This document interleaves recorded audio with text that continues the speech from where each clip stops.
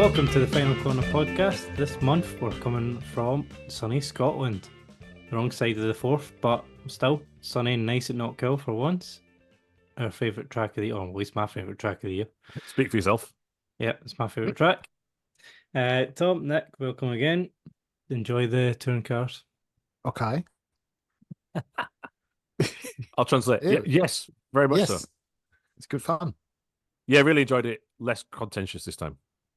Yeah, we've not got as many rants to go on this week. And I think there was even a few cut out of last week's show from what some told us. So, yes, there was less rantful events in this one. We were a bit unsure if anything was going to carry over from the disciplinaries at Croft, was it? News update. Yep. And the only one I think I could see that carried over was something for, is it Andrew Watson? Yes. For a race 2 at Croft. He had a hearing at Knockhill for it and he was given a verbal warning.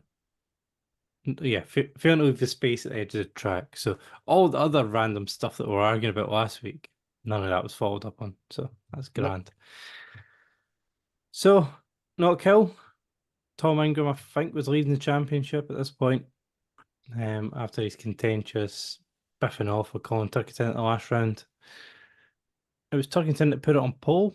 Did either of you guys watch the qualifying to be able to talk about that? Yeah, I did watch qualifying. It wasn't that exciting to watch because of track limits, shall we say. Yeah. Oh, no. It seems like it's really strictly enforced in qualifying and not so much in the races. Yeah. And it's mostly for the chicane with the runoff area there with the gravel trap. And to me, if you run wide there, you hit the gravel, you go slower. I don't see a problem with them running up to the gravel. Yeah, I fully agree. This is a stupid interpretation of the rules here. Well, it's either maybe stupid rules or whatever. Someone's at fault. Blame them. I don't want to point the finger specifically at Knockhill or the BTCC or Turker or Motorsport UK, but it's a combination of those factors, isn't it? I think one of the elements, I could be wrong here, of these track limits things is to try and help preserve the tracks and reduce some costs of cars driving over the grass all the time and having to fix up that. But on the exit of the Knockhill chicane, sorry, Black Circle chicane, is it? Yes. No affiliate codes here, sadly. That is so difficult. I do agree with Tim Harvey's commentary where you're coming over a blind chicane and it's very difficult to set the car up and land appropriately. There's only a very short bit of runoff there after the curb, or very thin bit of runoff, should I say. Yeah. So either class that as part of the curb or get rid of it and have to gravel up to the curb. I don't see why you have that extra bit of track if you can't use it. It's very odd. And so anyway, a lot of times were disallowed. Yeah. I think Andrew Watson had 6 times disallowed in one session or something like that. Goodness. I saw Robottom getting another one, which is a theme carrying up Yeah. Croft. Because he was quickest in practice. But maybe, I don't know, who knows what track limits were enforced. Although actually we should say that Darryl DeLeon was black flagged in practice for track limits, so they clearly were enforcing them. Seems slightly excessive for practice. It does a bit. And he was putting on a show in qualifying. He was really using the curb. Really, I thought at one point he's going to roll it. And also I think he visited the gravel on the exit chicane at least twice. Yeah, I'd forgotten about that. But yeah, that was quite spectacular. Yeah, that was the highest moment of the weekend, I think. Actually, remember when Chris James did it at Clark's? Was it in a Chevrolet Setti? It was like that. Yeah. But also at the same time, credit to DeLeon for giving it a bash. He got 11th in the end when his laps counted. Which is and good. It was Turkington from Taylor Smith who found a hell of a lot of pace in that Astra the past few rounds, which is really impressive. I might be misremembering it slightly, but both Turkington and Taylor Smith had times disallowed in Q3, but I think it all just evened out. But I think Turkington did do quicker than that, but his quickest time was removed. Yeah, I seem to remember Taylor Smith went quicker than what he did, but it was put him like 5 thousandths closer or something like that. But not yeah, he was purple in sector 1, I think, at one point. And Adam Morgan snuck in at the end, I think, quite late. It was only 0.035 between the two at the top. Yep. Yeah. It's a hell of a close. Other championship contenders, Jake Hill was 7th. Dan Camish was 8th. Ash Sutton was 12th. Tom Ingram was 15th. Yes. So evidently blaming that the boost has more a factor here, even though it's short lap, because of the uphill stretch from Taylor's to Duffer's Dip, which makes It sense. definitely seemed to show that. Yeah. When your one main straight is uphill. Mm-hmm. I was still thinking at this point, though, oh, well, Ingram's had a average qualifying, but he'll finish 7th in the first race. But as we come to, that wasn't quite the case. a wee bit of karma, maybe, got him back from the last round. Good point. A wee bit of karma. So the last bit of qualifying. Yeah, Scott Sumpton, unfortunately, right at the back, only just behind Nick Halstead, but qualifying in 20th. The worrying thing isn't really that you're behind Nick Halstead, it's how far he's away from like Sam Osborne and Smiley. It's quite a gap. It is, and I was actually thinking about this during the race weekend. I've been a little bit critical of him the last few podcasts, saying that he's not developing, but at the same time, I suddenly been thinking every track he's going to is a new track to him with this car. So I suppose he shouldn't really be judged till next season if he's back. Yeah, I think Knockhill is very quirky. It is, yeah. Like the BTCC cars race around there harder than any other series. Mm-hmm. And Rob Huff struggled last year, as we was reminded in qualifying. I think it was in qualifying that we were talking about it. Yes. Not using the curb enough. Yeah, so it does show. And he was only 13th in this session as well. Mm-hmm. Right, on to race 1. I missed qualifying because I was watching the mighty Falkirk beat Dunfermline. So it was a beautiful day. Does it get boring winning? I don't know. Never over winning beating Dunfermline. That'll never get boring. Okay. But we're just the 40 league games unbeaten now in a row. That's all. Fair play. That's all. You should do a podcast about that. I know. Do you want to make this a Falkirk podcast? No. Moving on. No? Okay, right. Right, to another party 5, race 1. And it was a perfect start for the front 2. And Colin Turkington drove an exceptional race. No one got near him. But didn't really see him after all of that. He got a brilliant race, brilliant start, and hopefully we could challenge him. I would say we predicted this in the Croft episode. Mm-hmm. Josh Cook makes a bit of progress at the start, up into 4th. And then there's a bit of fight between Dan Camish and Andrew Watson at Clark's. Is that the whole in and out type thing? Does it Camish put a dive on him? Yeah. But Watson managed to hold it down towards the apron. Yeah, that was a good little fight to see.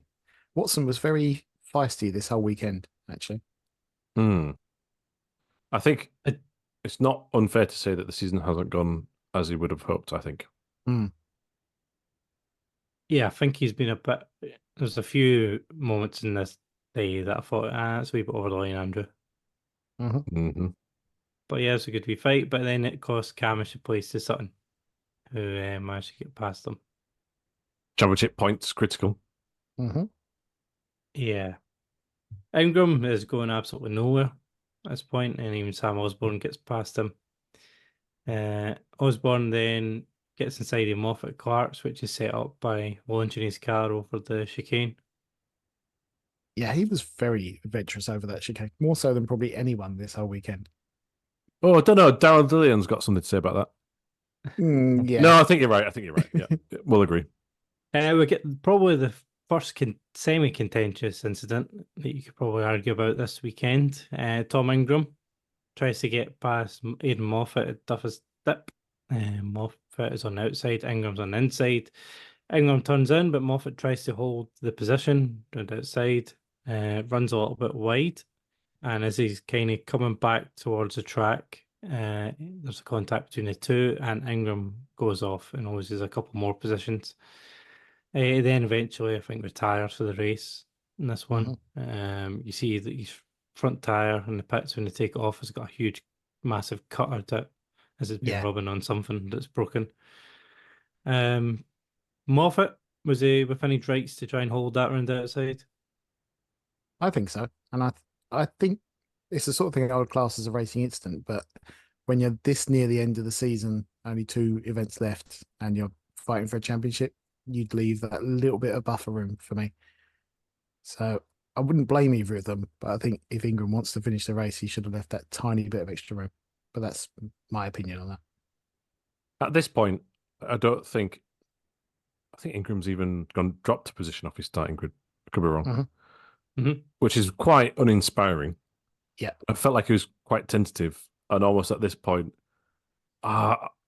he has got the run, so fair play, you've got to have a go. I think he's slightly, because Moffat pushes him to the right side of the track before the braking zone, I think that means in the braking zone he's not quite on the ideal line. Again, no one's fault in particular, and then he gets served up. So racing incident. Nil point. Yeah. He was on the medium tyres as well, Ingram, which probably contributed to him losing those places or losing ground at the start. Very good point. But so was Moffat. I would say as well, home territory Moffat, that was not a good qualifying result. And after a race win earlier in the year, was it at Donington? Things are a bit meh. It seems like he's the 4th quickest Toyota these days. Yeah. And just generally, I think Josh Cook has smashed it and really shown his true class to really decimate his teammates. I know obviously Huff won the last race and he retired, but really we know that Cook's quickest in every round basically. Oh yeah, totally. We then see Rob Huff and Tan Camish having a fight from the hairpin all the way through the first part of the lap, really. And before Rob Huff then cuts up the inside of McIntyre's, which is 2 before the chicane.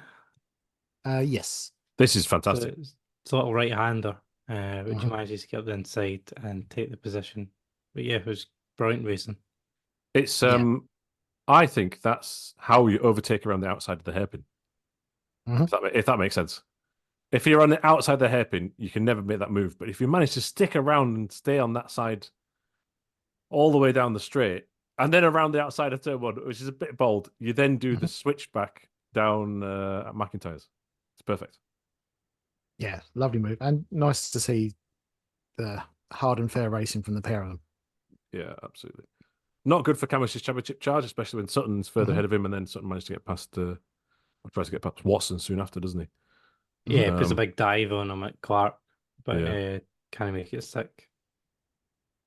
Which is, again, you say Watson fighting the back. I think a lot of people, when Sutton puts those moves on him, they just let him go. Yeah, true. Well, then he did crumble the lap later, though, on his own. Yeah, but he did a bit. At least he was fighting. True. So, yeah, lap 12, a couple laps later, he runs wide at the chicane, goes over the extra bit of curb, touches the gravel, I think, and then spins along across the grass and drops down just to the outside the top 10. This loops back to Nick's point earlier, which is why police track limits there, where if you make a mistake, you spear yourself off the track. Yep. And also, Colin, I've just didn't mean to be too flippant there. It's a really good point about fighting back against Sutton because too often people don't, and they should.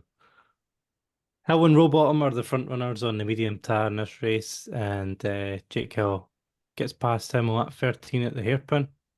Tom Chilton then starts to go backwards. He just completely loses all pace, and he gets passed by Osborne, Smiley, and I never actually heard if he had a car problem, but it looked like he certainly did. Yeah, Harvey said during the commentary that he thought he must have had a problem to drop back like that, but yeah, nothing was confirmed at all. No, and his race-free interview was, as usual, completely, not uninspiring. That's the wrong word. Uninsightful. Yes. To say, he didn't really give us. He gave us all the happy spiel and all that, but he never actually told us about his day. Right to lap 12. That was Watson going off. Aaron Morgan then manages to overtake Aaron Taylor-Smith through McIntyre's, and this was a brilliant opportunistic move by Roddy Butcher. It's a bit of contact between ATS and Morgan as they're coming through Butcher's, and then Josh Cook just fires it over the right-hand side of the chicane and manages to get past the Astra, which is great. Am I wrong in thinking that you just said Rory Butcher? I did. Yes, no, that's the corner name. It's a corner's kombucha. Oh, yeah, so you were just making a riff on that. Right, fine. Edit that out. Thank you. No, I made an Irish it, but I'll leave it in. I was just going to go past it, but so thanks. No, we'll leave it in. Yeah, Cook was brilliant there.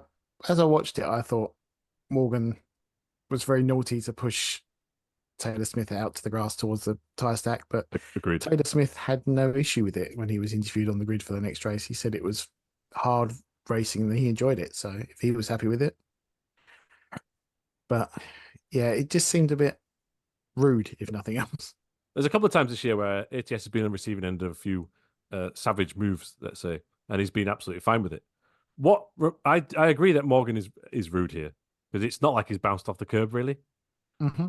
However, in earlier years where we didn't have this rule of track limits and also you've got to leave a car's width, etc. Yeah, that is the move. Everybody did it. If you were down True. the inside of Butcher's, you pushed them on the grass before the chicane.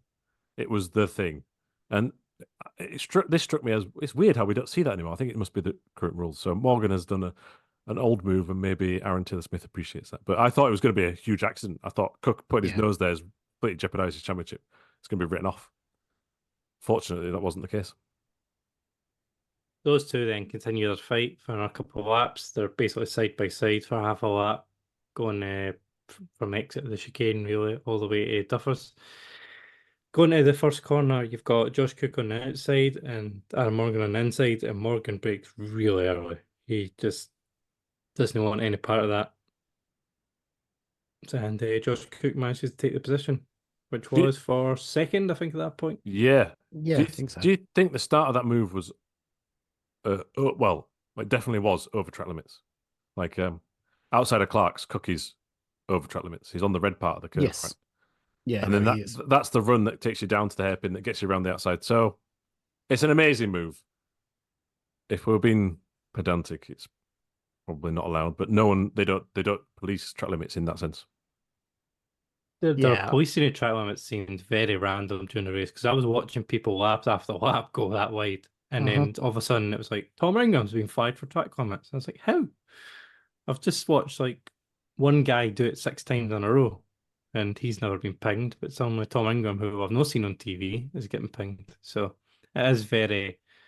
It is a person watching that corner, isn't it? It's a judgy fact. It just sits and shouts. So.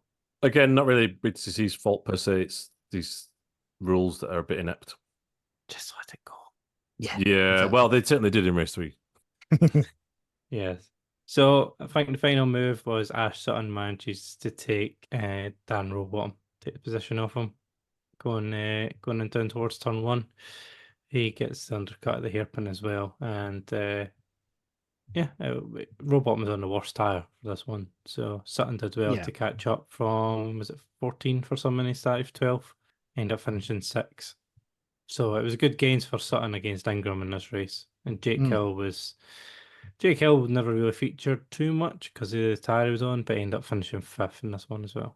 Yeah, which was key for his next race as well because it was the highest position on the medium runners. So that made him the highest soft runner for the next race. Yeah, so if you use the soft tyre in race 1, you then have to use the medium tyre in race 3. If you're in the top 10, I think it was. Yeah. Yes, that's right.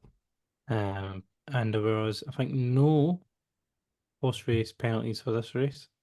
Don't know if there was any in race or not. I can't remember, but don't think so. There was some track limit warnings, but I think that was it. Yeah. Turkington, I think, had the fastest lap, and our boy Nick from Restart Racing. Yeah, 18th for Scott Sampson. So he's up 2 places. You just highlighted the Scottish people in this one. Yeah, well, it's Knockhill, so we had Scott's watch. Aidan Moffat, after all that fighting with Tom Ingram, ended up finishing 16th, and Pearson was 17th. Yeah, that's pretty much all they did. It wasn't an inspiring one for those two in this race. No, and Chilton with his very slow car, it was 14th. So on to race 2, we get the hybrid based on the race 1 results, and the medium runners are basically everyone in the top 10 who run the soft. Turkington, ATS, Cook, Morgan, Sutton, Huff, Camish, Doble and Watson. He was very Double. subdued this weekend. Well, he had a very subdued race too because his car didn't start. That'll be why. Yeah. Yes, he didn't get away from the line. I watched the race start back there again, and he had his door open well before the race start, and no one was bothered. The yellow flag started, which I don't know if this is actual what you're supposed to do, but the yellow flag started as soon as the cars moved, and he didn't. But he was waving his door, trying to get attention. He couldn't get it going. I don't know if it's to get attention to abort the start or whatever, or just to make sure people behind have a warning that he's going to be stationary. Because it must be scary knowing that you're not going to move after start. Yeah, it was down to a clutch failure as well, apparently. How did he get it going then? That's the bit I can't. Well, a weird one that because I don't think he would have been pushed, especially uphill. But maybe he bump started it rolling backwards. Because I know you can do that in a regular car, but I don't know if you could do it in a. Have you got experience with car? Yes. So it might be that then. But we need to hear some of Nick's driving stories from the 90s in Essex. Yeah, pretty much.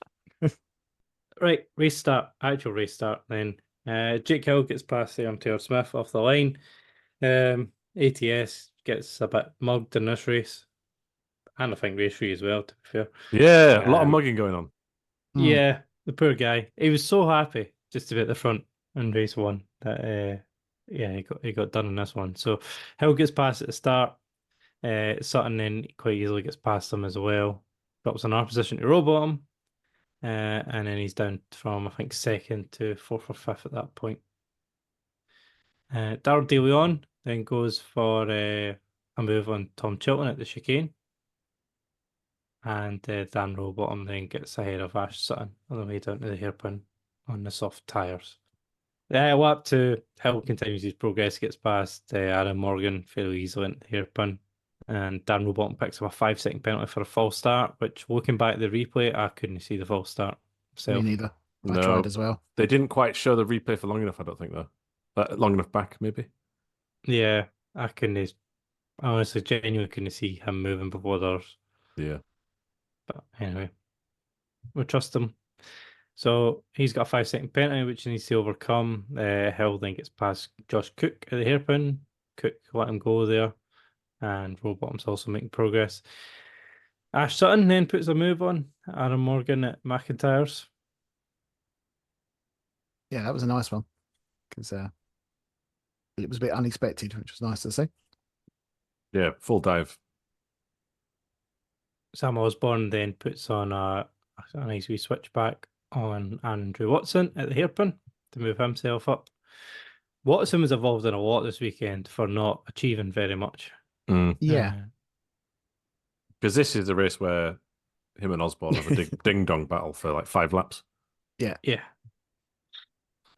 And cost them both in the end.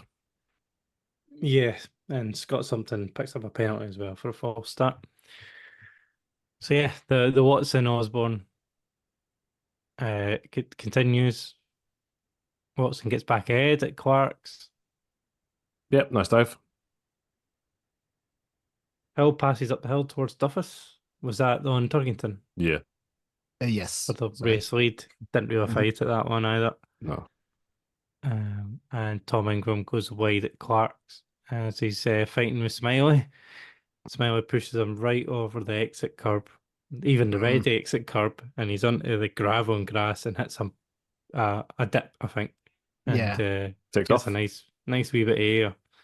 Doesn't seem to damage the car, surprisingly, but that was certainly aggressive, Chris Smiley.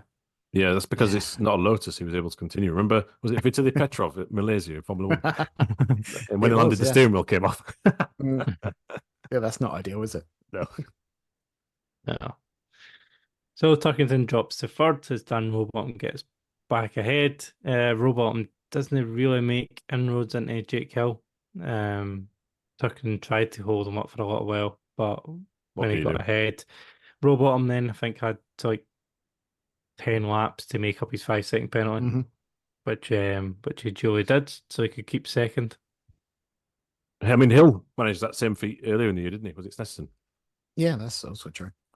Get a penalty, basically, null and void because you You've gapped it. And then the Sam Osborne, Andrew Watson gets a bit tasty again. There's a huge gaggle of cars all behind him now. Yeah, roadblock.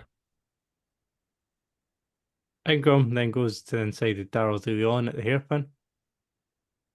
And then, was it De Leon managed to get past them both again? Yeah, Ingram went for the inside, so De Leon then just went all the way around the outside. It was and managed amazing. to pass a couple of cars whilst keeping the position to Ingram. He then also passed, I think it was Smiley, was it? It was at the Smiley, time? yeah. It was I remember really that nice now. to see.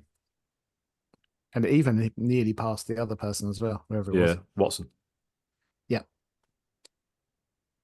Yeah, De Leon's impressed me, actually. Yeah. Is this a segment of the podcast where we praise Darrell De Leon? I think For now, yeah.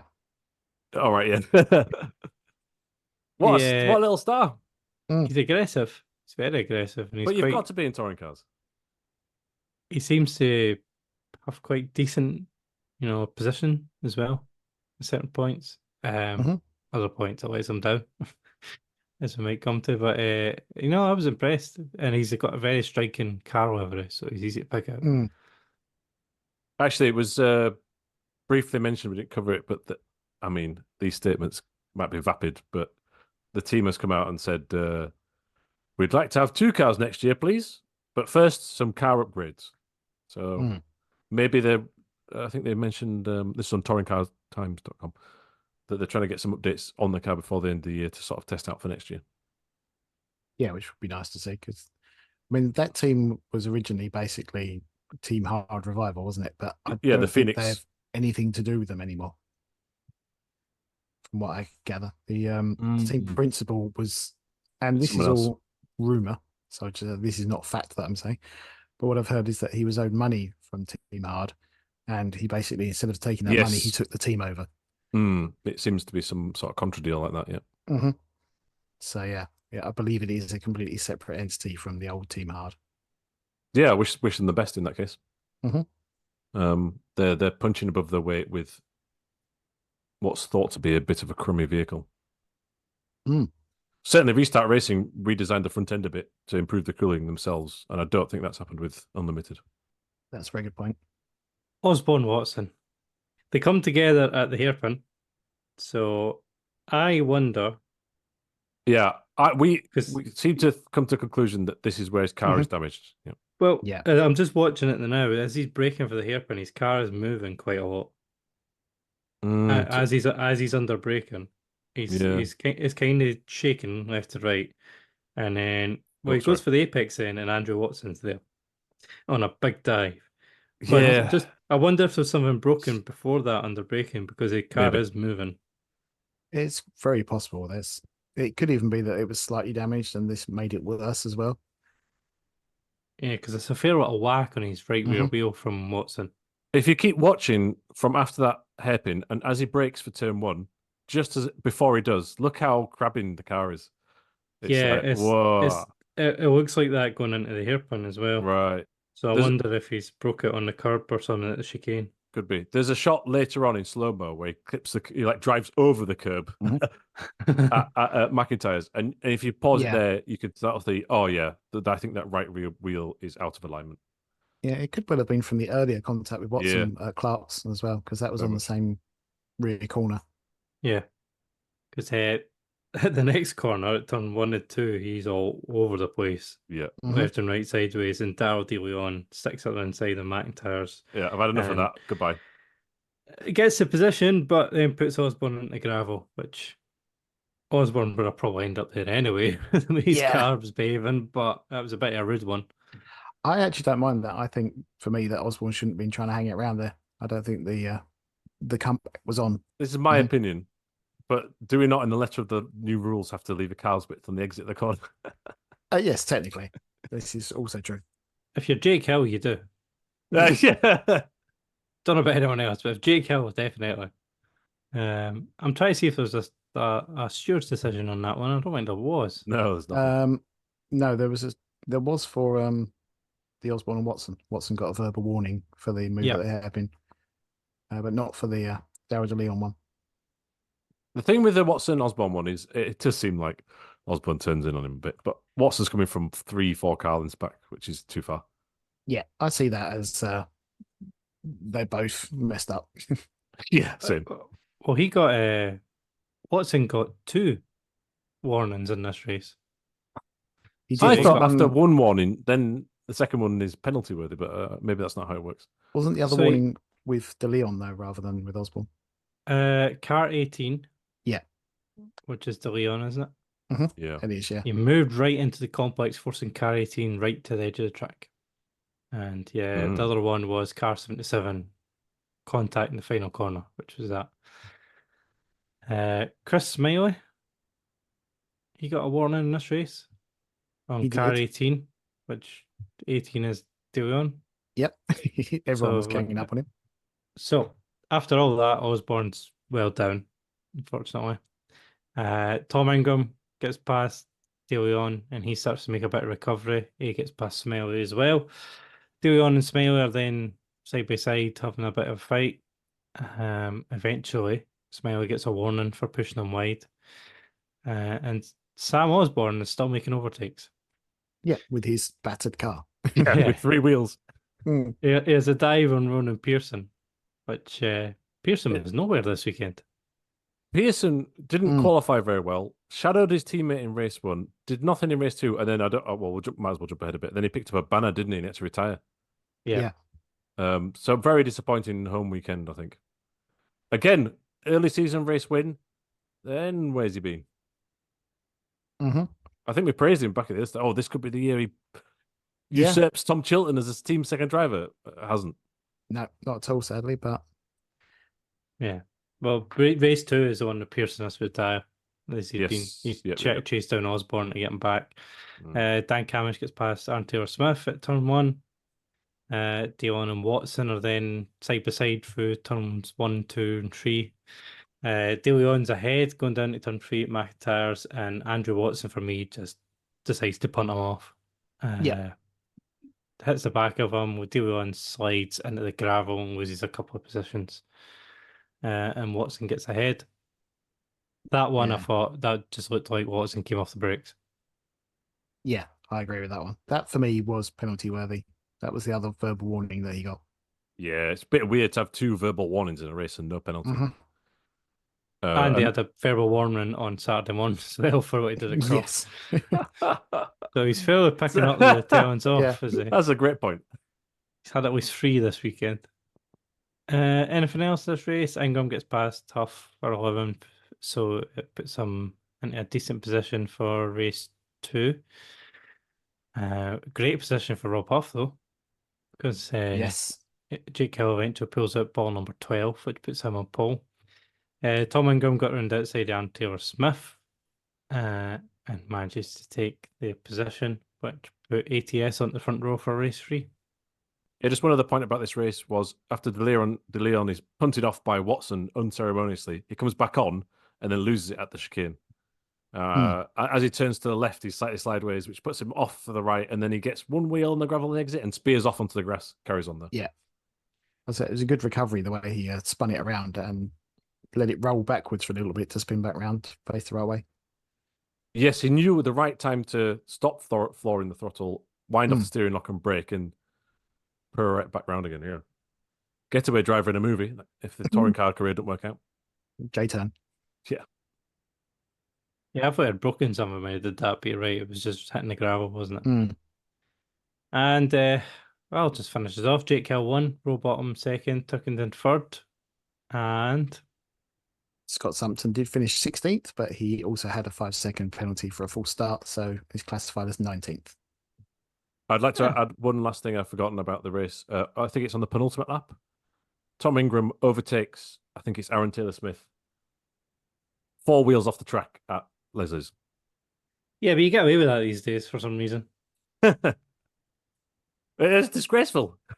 I mean, it's put wide, but is that on the inside? It.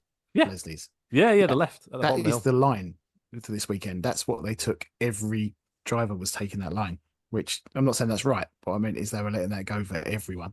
Yeah, but I'm not saying, right, yeah, especially because look how strict it's been policed elsewhere. So clearly they've said you can't it's fine there. But to make the pass with four wheels off, I thought was a bit dubious. But you're right. If they're not policing it, then you've got to make the most of the rules and maximize it. But it didn't look good for me if you watch it. Yeah, I have no problem with Ingram making that move. I just have a problem with the fact that the white line should be the white line. Yes. Okay. Yeah. Fair enough. And since we're doing Scott's watch this week, Aaron Moffat finished 8th. He did, which was a good rise up the grid, I thought. It was. Yeah, it put him in a good position for race 3. It means he would have started 5th, which is you would expect him then to be fighting for the podium. But so Mikey Doble doesn't make the grid. Yeah, they couldn't get the engine back in after changing the clutch in time. Andrew Watson then pulls in after the formation lap as well. Yeah, he was classified as a finisher. But was 4 laps down. Yeah. So yeah, I don't know what that problem was. Don't know if he was getting. That's when he was getting all these verbal warnings, maybe. And well, you got a note here about Bob Moffat. It just made me laugh because Aidan Moffat's sister apparently is just qualified as a doctor, so she went round in the medical car. Bob Moffat said that, well, he's the fastest Moffat round here this weekend, or she's the fastest Moffat, I should say. Sorry, you've ruined the punchline. I know. That's what I do. So that's quite funny, actually. Quite much to the chagrin of Aidan, I'm sure. Poor Aidan. We like Bob when he's happy, not so much when he's angry. Yes. Yeah, is he chasing anyone down the pit lane yet? No. But speaking of which, did you see ATS when they did the draw? No. He was running along behind and going, "I love you," because he put him on the front row. He went backwards in this one, though, didn't he? He did. Oh dear, poor Aaron. This was the one he got proper mugged in, wasn't it? Yeah. Yeah, he had no pace in this one for some reason. I can't help but think it's not obvious, but he does get a couple of biffs, and I'm wondering if something bent, but you couldn't tell. It was really dramatic, wasn't it? The loss of pace. Yeah, he just got completely hung out to dry at some point in this. So race start, Rob Huff gets away well, and Taylor Smith is immediately under pressure from Tom Ingram. Ingram basically decides to get rid of the foam stack at the chicane by wiping it out on lap 1. Which do you think it's deliberate? It looked fairly deliberate. Aye, it's quite a big, bright, huge thing in front of you to drive towards. But I think it looks really deliberate. Yes, like he's at the far right of the track, and then it's interesting because you can cut as much as you can without that tire stack on that curb as you want. However, so can everyone else. Yes.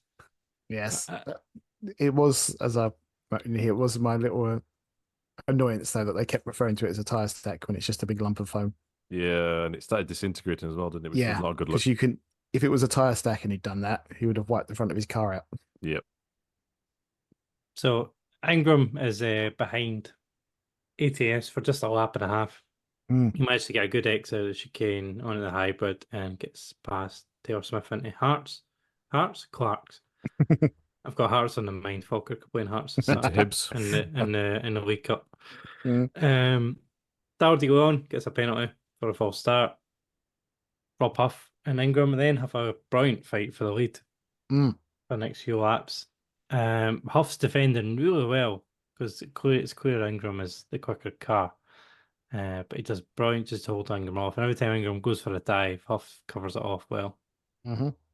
And he always had the line covered, especially like coming around Leslie's and into McIntyre's. He always made sure that he was not leaving that inside open for him to dive in, and was then making the apex and not allowing him to get the undercut either.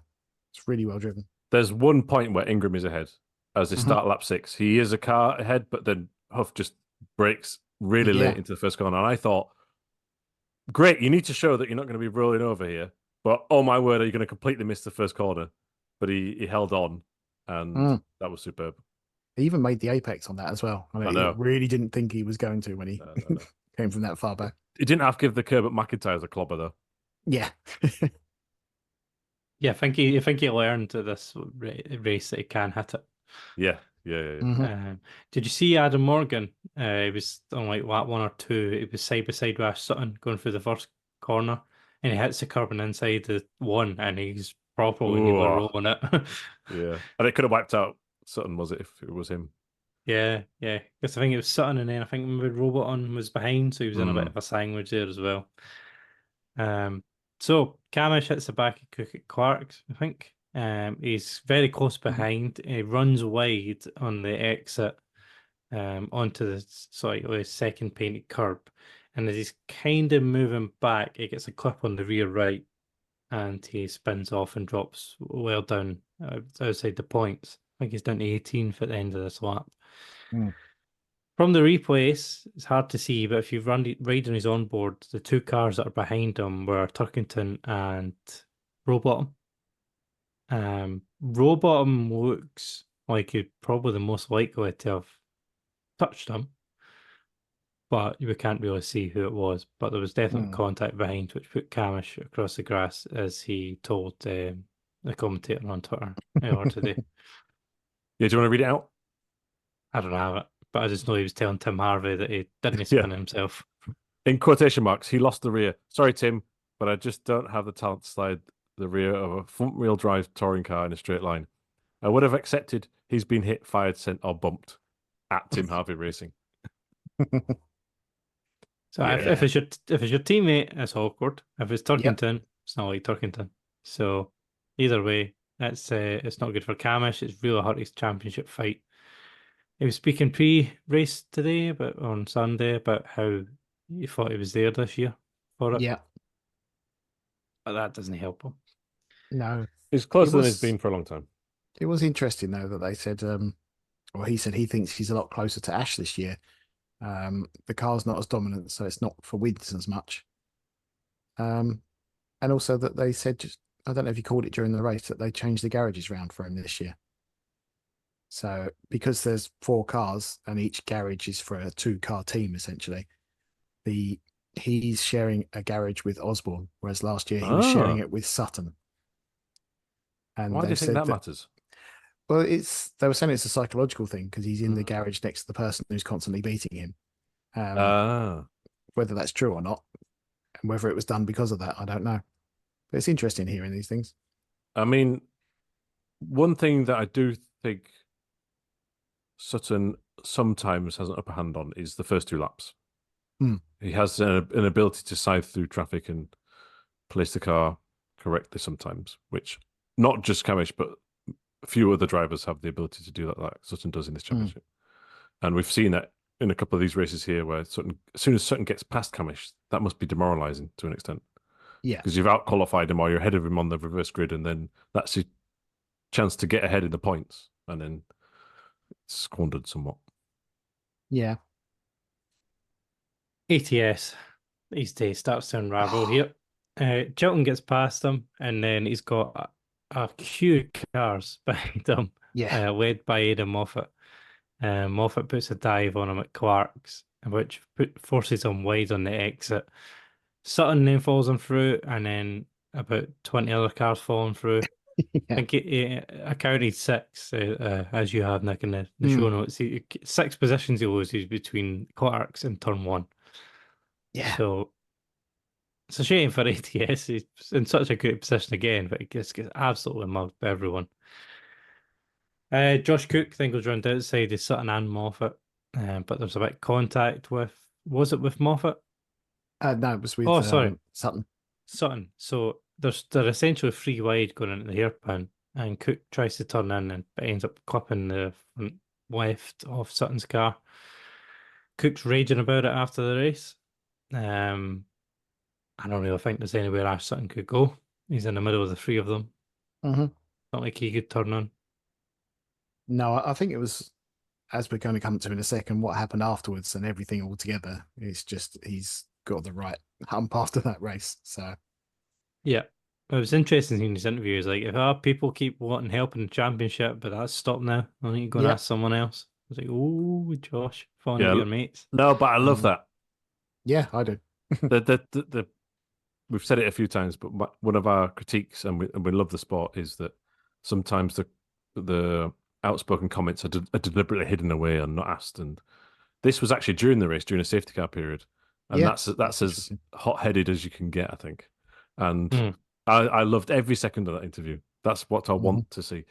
The thing is, I think Sutton and Cook are sometimes portrayed as being very friendly. Whether or not that's true or not, I don't know. But this battle was a far cry away from. It reminded me of 2018 Brands Hatch. I had to look up the year. But Cook was in the Power Max Astra. Sutton was in the Subaru Levorg. It was like the final round of the season. Is that the one that went down to the last corner of the last lap? Correct. Yeah. Sutton just got it right on the line. It's an amazing battle all the way through. A lot of respect. And I think actually Cook's driving with a slightly bent suspension.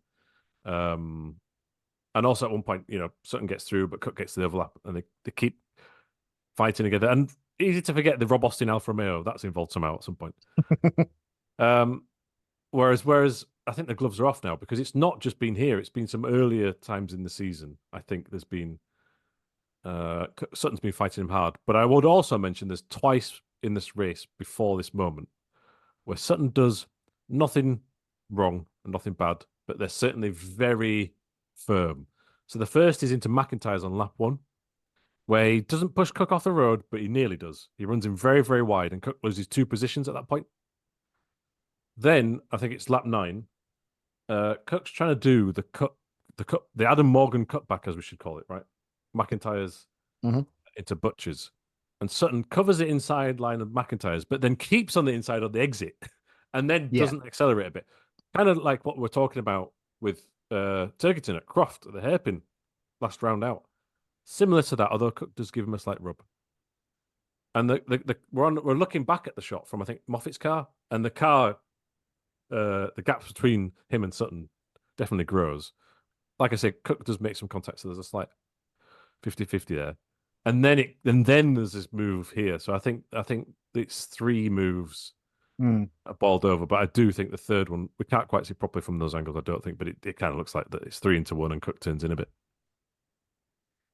Yeah, so Josh Cook, after he gets a hit off of Sutton at the hairpin, is compromised going down the start finish straight. He's on the outside of Adam Morgan at Duffus, and then there's a bit of contact which spins Cook right. He goes across the grass. Rejoins right in front of a couple of BMWs. Jake Hill's the lead BMW. Hill tries to nick up the inside of him at Butcher's. There's contact.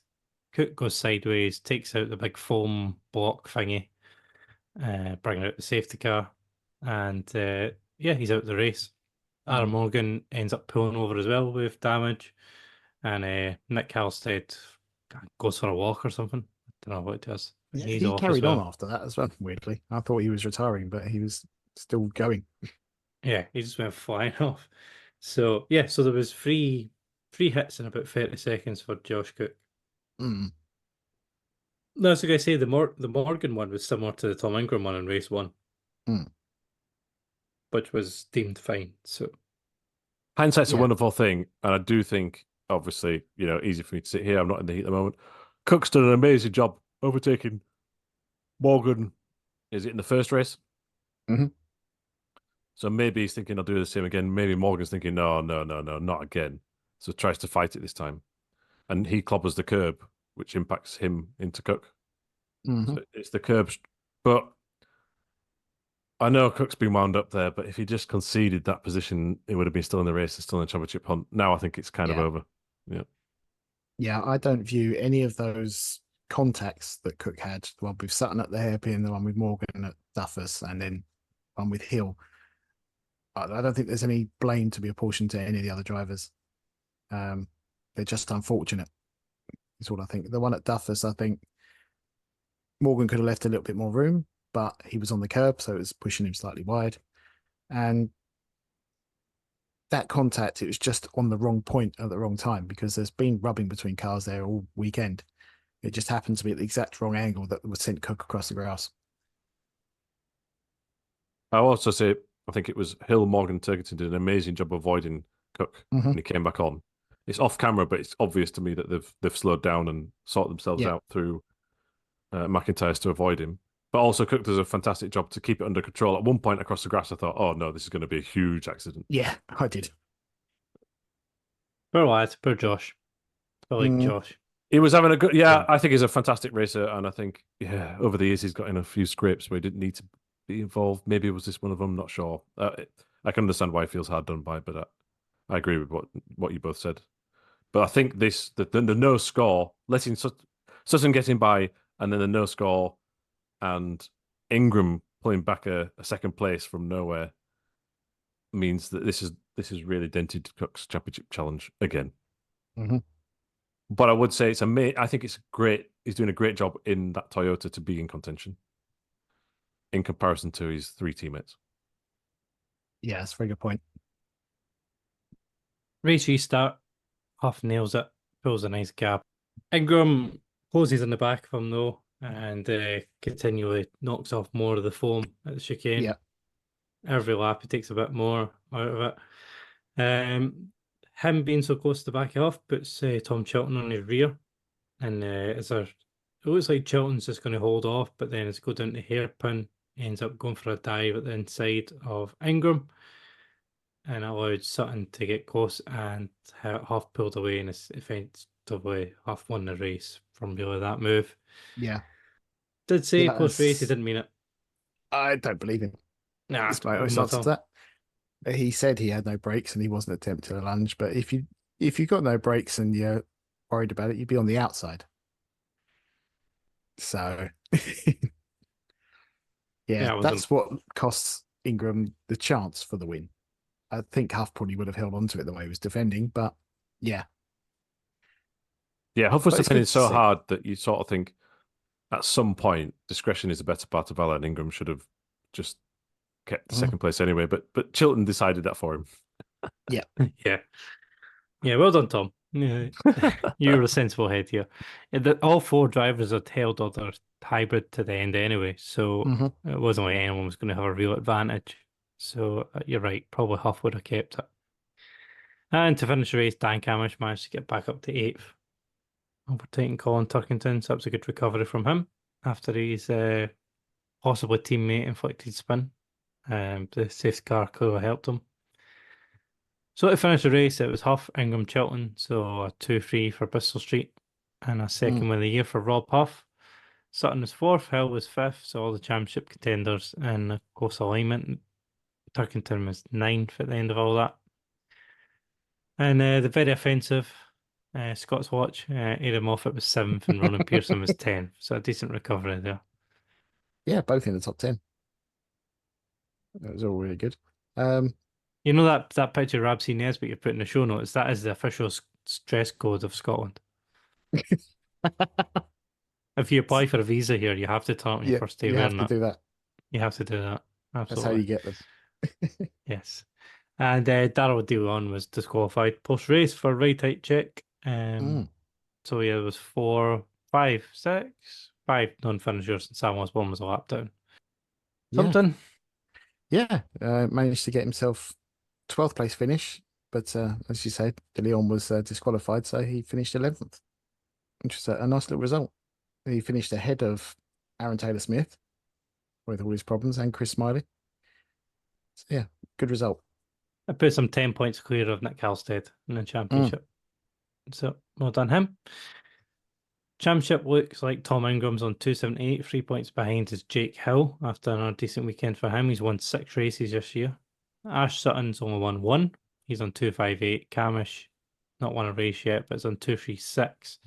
Turkington's won 4, so actually the BMWs have won 10 races out of just those 2 already, which is very impressive. So he's on 224. Josh Cook's on 222. So those 2 are really at the edge of what you could possibly say is in contention. There's 3 race meets left. We are at Donington Park Grand Prix next, followed by Silverstone, and then finishing off at the Brands Hatch Grand Prix on the 6th of October. Yeah, and there needs to be some kind of big inroads made from Cook and Turkington and Camish in the next couple of rounds to be considered in the title hunt. For now, they're still there for me, but it's not down to them if they stay there. It's down to others losing points. Every year says the same thing. After Knockhill, you've got to be within 40 points. They're the true championship contenders. Although this year there's 3 rounds afterwards. So it's basically after the next round, any driver that's within 40 points, even though other drivers are mathematically possible, All likelihood is that Oh, yeah. they're the actual ones. So it's this next round, you're right, that's pivotal.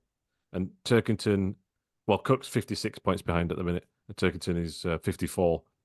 So they have to close in 14 and 16 points respectively from Ingram next round. That is no mean feat. Yeah, totally. And yeah, Josh Cook doesn't have a Thruxton to help him this time. That's a very good point. Not that he did that great this year at Thruxton. It didn't. Maybe it's a Honda. Well, obviously Cook's an amazing driver and he knows his way around, but him and that Honda really suited.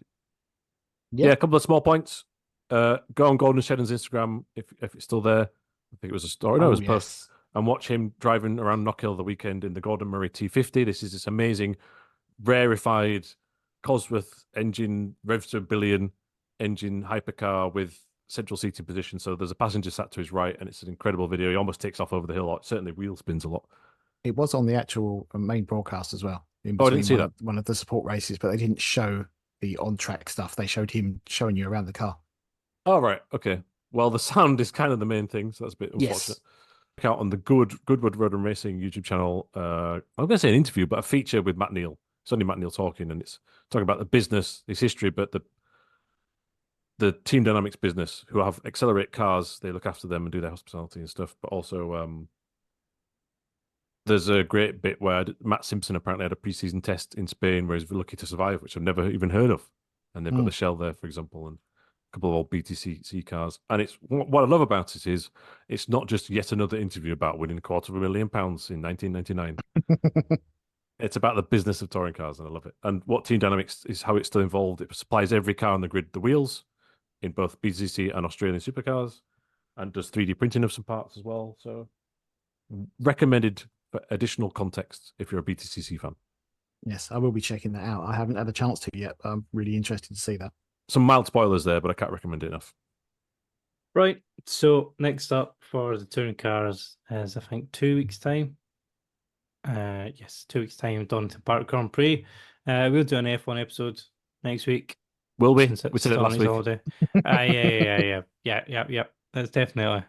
We're going to do it. Next on the prep, we're going to have to do it. All right. So F1's back soon as well. So we'll be back with all that. So any more for you guys? No, that's it for me. Thank you very much for downloading. Ronnie sketch. I apologize. Yes, that's enough from him. That's enough from me. There we go. That'll do. Bye. Bye. Thank you.